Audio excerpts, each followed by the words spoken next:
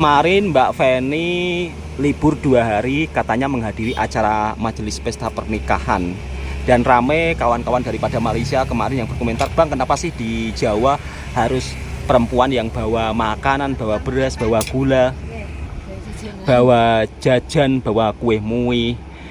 Nah, di kampung Jawa sendiri sahabatku semua, ada juga cara yang macam di Malaysia, Mbak ya.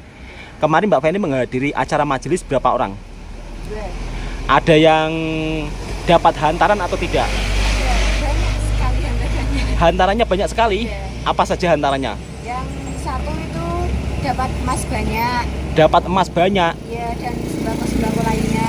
Dan sembako-sembako lainnya. Ya, yang kedua itu dapat isi rumah seperti Yang- lemari dan kawan-kawannya. Oh, seperti lemari dan kawan-kawannya. Ya, Oh, Mbak Feni sekarang sudah pandai cakap Melayu ya, pakai kawan-kawannya.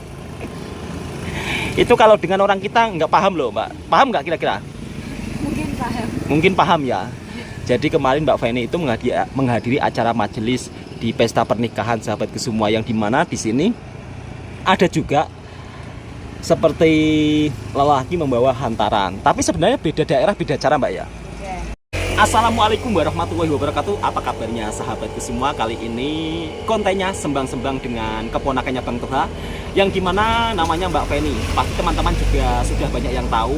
Kemarin ramai yang menanyakan Mbak Feni, "Bang, Mbak Feni kemana? Kok nggak pernah diajak ke acara pesta majelis pernikahan?" Mbak Feni sendiri kemarin juga busy sahabatku semua. Dan Mbak Feni menghadiri beberapa acara majelis pesta pernikahan di rumah kawan-kawannya. Di Indonesia biasanya menikah umur sekitar 19 tahun, 18 tahun. Ada nggak, Mbak, yang menikah? Ya, itu minimal 19. Minimal. Kalau cewek. Kalau cewek minimal 19 tahun. Ya, Dan kebanyakan untuk temannya Mbak Feni sudah banyak yang menikah atau belum? ya. Sudah punya anak ada? Belum. Belum ya? Jadi rata-rata baru menikah ya? Ya.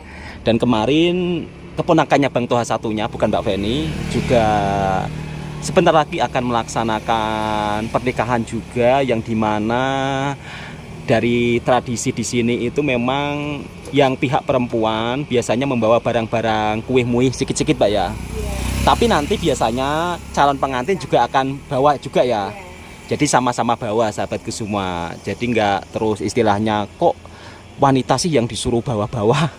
Kalau di Malaysia kok nggak begitu sih, Bang? Ya memang setiap negara, setiap daerah di sini itu ada perbedaannya masing-masing. Bahkan di sini ada yang hampir sama seperti di Malaysia juga sahabatku semua. Kalau Mbak Feni kira-kira misal kata ada yang meminang, minta hantaran berapa? Semampunya saja. Semampunya saja. Ya. Berarti nggak minta hantaran 30 juta atau 10 juta. Oh, 10 juta kalau sekarang sedikit, Mbak ya. Atau 30 juta. Enggak. Nanti keberatan. Nanti keberatan. Berarti semampunya ya. Ya. Semampunya, seikhlasnya. Ya. Nanti kalau ada cowok daripada Malaysia terus datang bawa hantaran gimana? Katanya semampunya. Terlalu jauh. Ya. Terlalu jauh apa enggak? Ya, jauh banget. Oh, jauh banget. Jadi kemarin Mbak Feni melihat, sekejap sahabatku semua.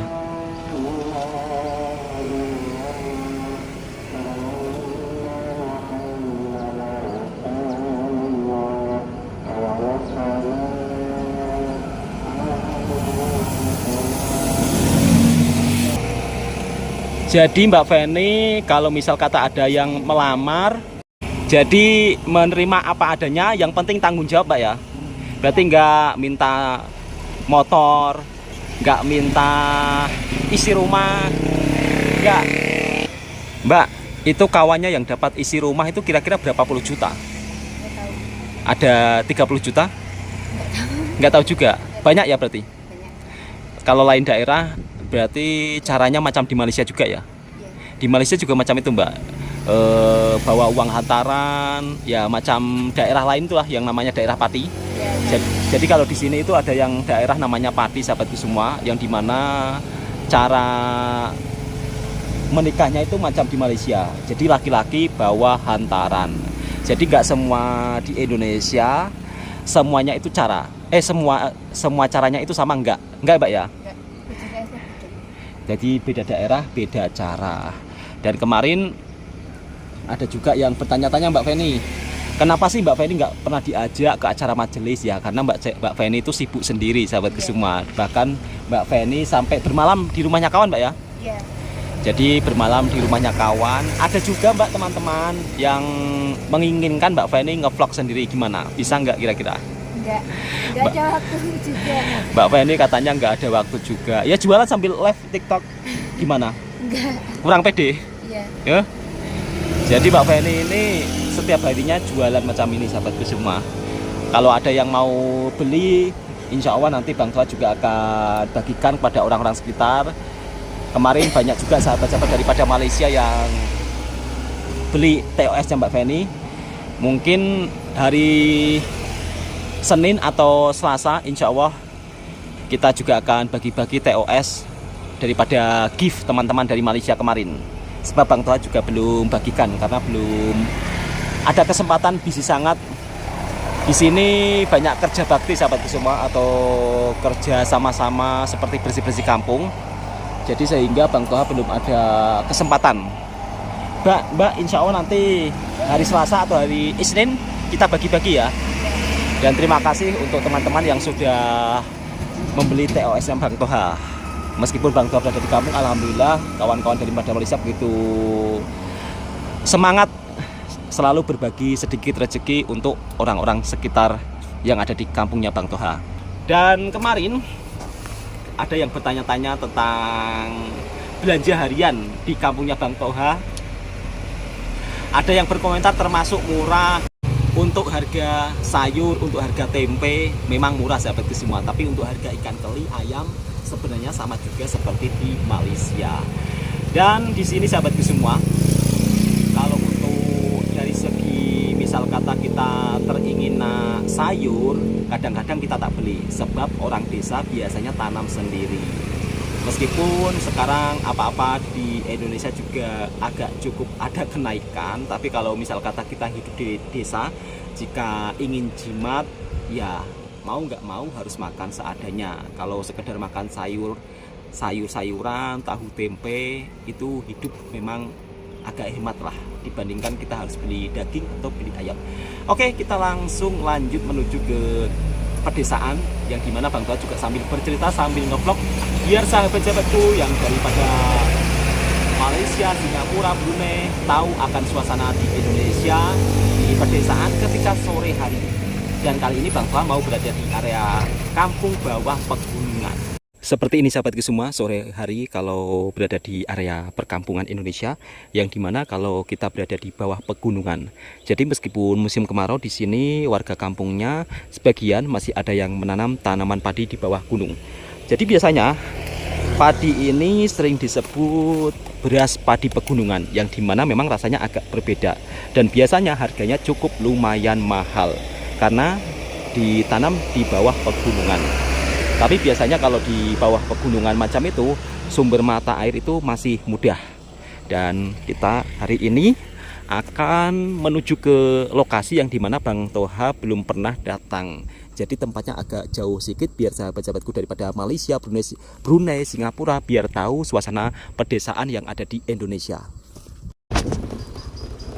Salah satu desa yang dimana Bang Toha belum pernah masuk di kawasan desa ini. Jadi untuk jalannya di sini cukup lumayan bagus.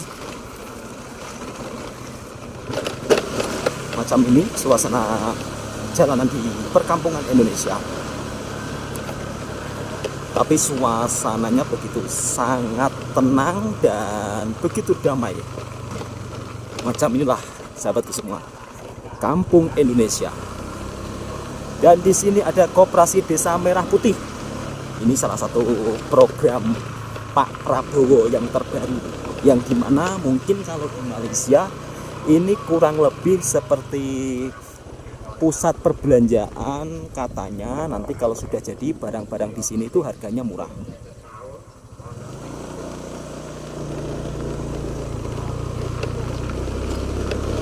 Dan Bang Toha di sini mencoba untuk keliling di kawasan kampung ini sahabat semua.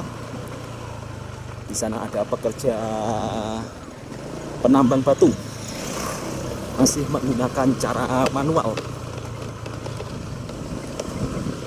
Orang-orang di sini tuh kalau melihat orang nge-vlog nampak apa ya, nampak macam tidak pernah orang tengok, apa ya istilahnya, kayak macam rasa curiga. Sebab kadang-kadang di desa Indonesia sering terjadi yang dimana perompak ya atau maling, sehingga ketika melihat orang asing bawa handphone macam ini ya nampak curiga lah. Dan kita memasuki kawasan area kampung pegunungan. Halo Dek.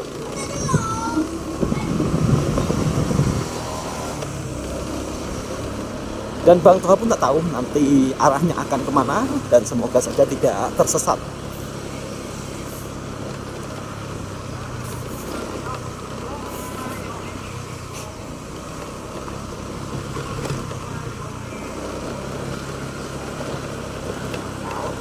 Enaknya kalau tinggal di perkampungan Indonesia, sahabatku semua, yang dimana kalau kita hidup di kampung, suasananya juga damai. Untuk kebersihan di sini kampungnya masih sangat dijaga, sahabatku semua. Dan inilah gadis-gadis Indonesia. Oh, ternyata sudah nggak ada rumah. Tapi saya coba untuk turun ke bawah, apakah ada jalan di sini. Oh, ternyata masih ada rumah, sahabatku semua. Tapi nampaknya sudah buntu. Jadi Bang Toha patah balik.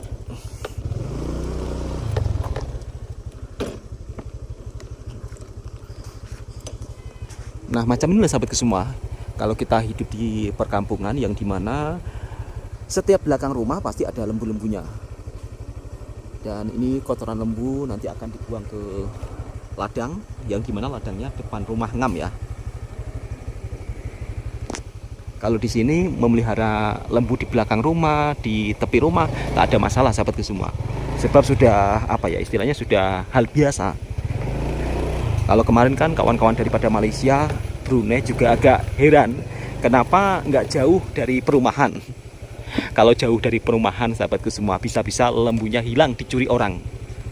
Enaknya kalau punya rumah dekat pegunungan, sahabatku semua, misal kata kita ngopi pagi-pagi bisa melihat pemandangan gunung yang begitu sangat indah, dengan bunyi kicauan burung yang begitu sangat merdu. Jadi Bang Toha putuskan balik sebab tadi sudah tidak ada jalan. Dan kali ini Bang Toha lewat jalan lorong ya. Semoga saja ada jalan.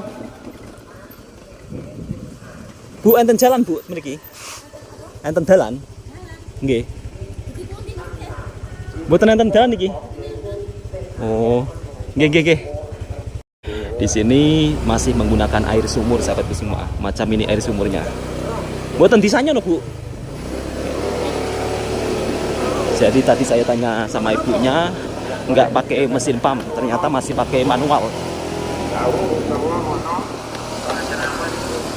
Kita patah balik, sahabatku semua, karena tidak ada jalan.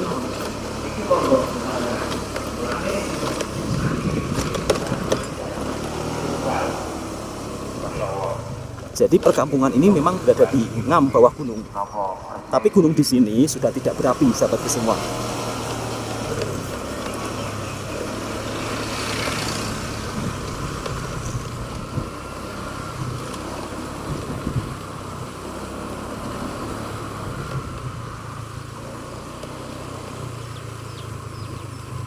Ada makcik-makcik yang pulang daripada ladang bawa kayu bakar.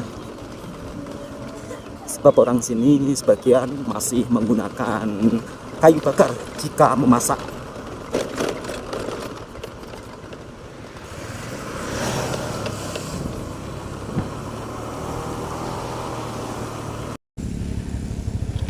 Kalau di sini kebanyakan rata-rata kebun-kebun ditanami jagung, padi.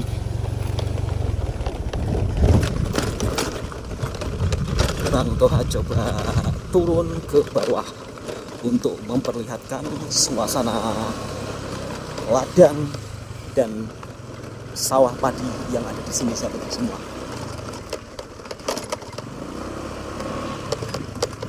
Nah, di sini ada tanaman padi gunung. Bang Toha coba maju ke hadapan. Jadi dikasih macam plastik-plastik, fungsinya untuk menakut-nakuti burung sahabatku semua.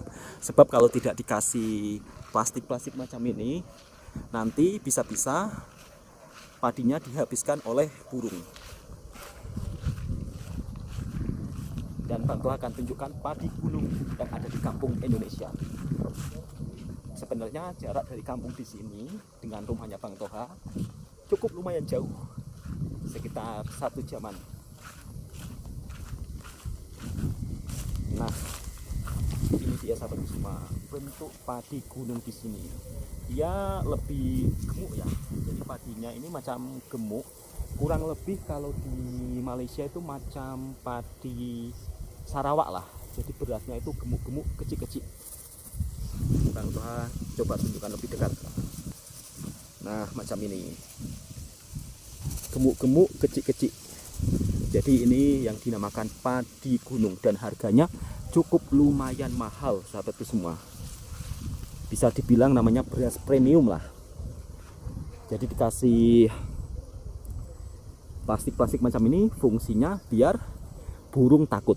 Dan ternyata ada rumahnya juga di tengah sawah. Punya rumah di tengah sawah itu memang begitu sangat enak sahabatku semua, yang dimana tentunya sangat damai, jauh dari huru hara kendaraan.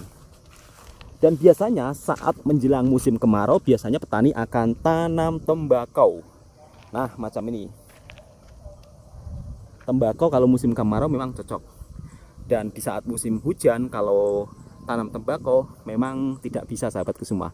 Karena nanti dia kena curah hujan banyak, tembakonya itu jadi tidak wangi. Oke sahabatku semua.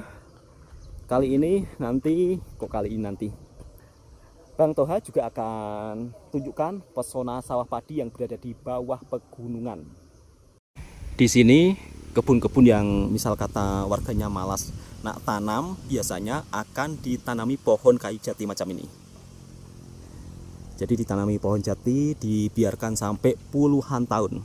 Dan masa panen pohon kayu jati ini biasanya memerlukan waktu yang cukup lama.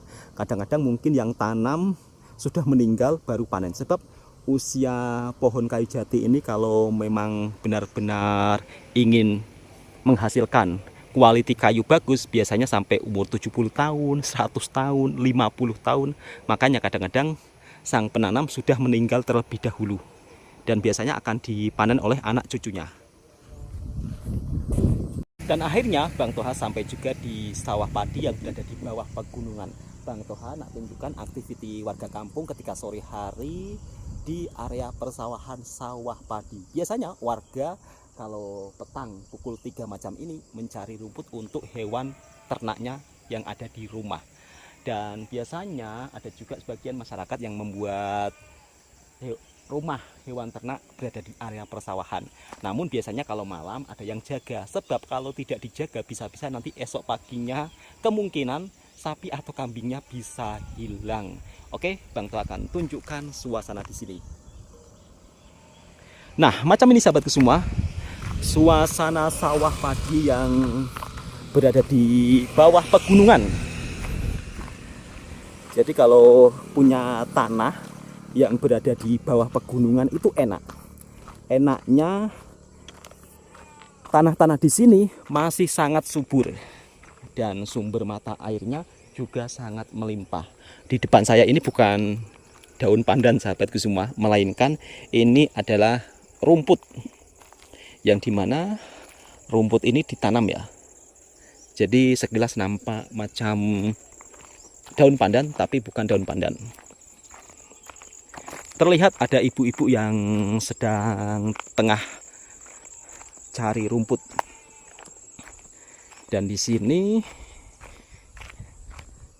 terlihat sawah padinya sudah mengering, tidak ada airnya. Namun meskipun kering, biasanya padi-padi yang berada di bawah pegunungan akan tetap tumbuh subur. Meskipun sawahnya sudah tidak basah lagi, sahabatku semua. Jadi macam inilah suasana keindahan pedesaan yang ada di Indonesia. Buat teman-teman yang daripada Malaysia mungkin teringin melancong di sini, bisa saja hubungi Bang Toha. Silakan sahabat-sahabat komen nanti, atau bisa langsung ke Instagramnya Bang Toha. Jadi nanti kalau sahabat-sahabat komen, Bang Toha akan coba balas. Kalau nak teringin jalan-jalan di Indonesia, apalagi sekarang ringgit Malaysia tengah naik, pastinya kalau tukar ke mata uang rupiah maka akan jadi banyak.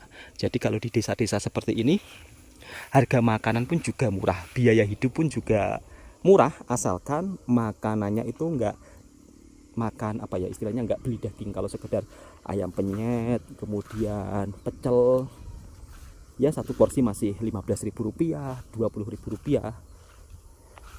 Jadi di sini dikasih plastik supaya nanti burung-burung itu takut.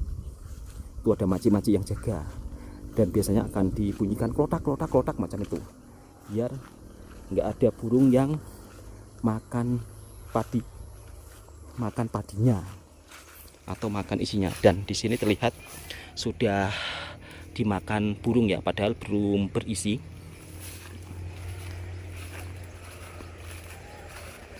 Makanya di sini dikasih plastik macam ini. Oke sahabatku semua, Bang Toha nak lanjut ke rumah karena ini sudah pukul 3 lebih. Dan semoga video ini juga bisa memberikan informasi dan hiburan buat para sahabatku semua.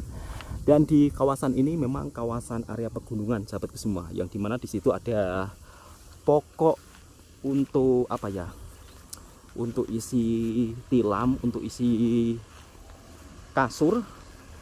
Nah itulah namanya kapuk ya. Kalau di sini kapuk, kalau di Malaysia apa ya? Di Malaysia juga banyak sih, sebab tanaman-tanaman Indonesia dan Malaysia itu hampir sama. Maksudnya sama, cuman penyebutannya berbeda. Jadi apa yang ada di Indonesia, di Malaysia juga ada. Cukup sekian videonya. Assalamualaikum warahmatullahi wabarakatuh.